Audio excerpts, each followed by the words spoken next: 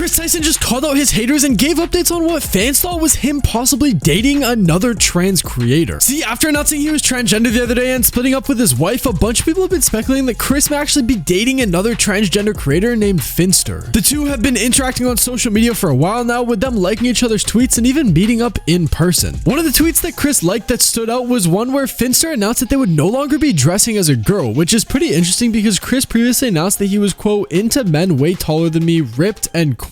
But then just yesterday, Chris liked another tweet from Finster that was captioned, quote, your POV versus my POV. This led to a bunch of people speculating that they could possibly be dating. However, Chris would also like another tweet from popular creator Minx. This somehow started rumors that Chris was possibly attracted to her, which is possible as Chris previously announced that he was bisexual, but there was one problem. All of this is just rumors, and it's because of stuff like this that Chris would actually go on to call out his haters for being fake and talked about him being betrayed by former fans. See, he took to Snapchat the other day and answered a question saying, quote, do you feel betrayed by any of your longtime fans? And he had this to say. If you want me to be honest, most of it is just people trying to get likes or trying to be funny or just trying to say whatever they think they can to get me engaged. But do I feel betrayed? No. Chris would also then go on to basically expose them. Funny because like I'll see somebody being like, can I have money? And then they'll say something mean and I'll reply to the can I have money thing and they'll be like, oh my god, I was just kidding. You guys are all the same. It's okay. You're all fake and you're not real people, but it's okay. But then after this, Chris gave an update on his transition process and name, which he's been hinting at for a while now. See, Chris announced the other day that he would be officially changing his name, and a bunch of people have been making rumors as to what the actual name will be, and Chris even had to clarify this when a person asked, quote, did you publicly announce a new name? And he responded by saying, quote, nope, they're lying. But he didn't even stop there, as he continued to roast the alleged name Christina that people have been saying he possibly changed his name to. I'm sorry if your name's Christina, but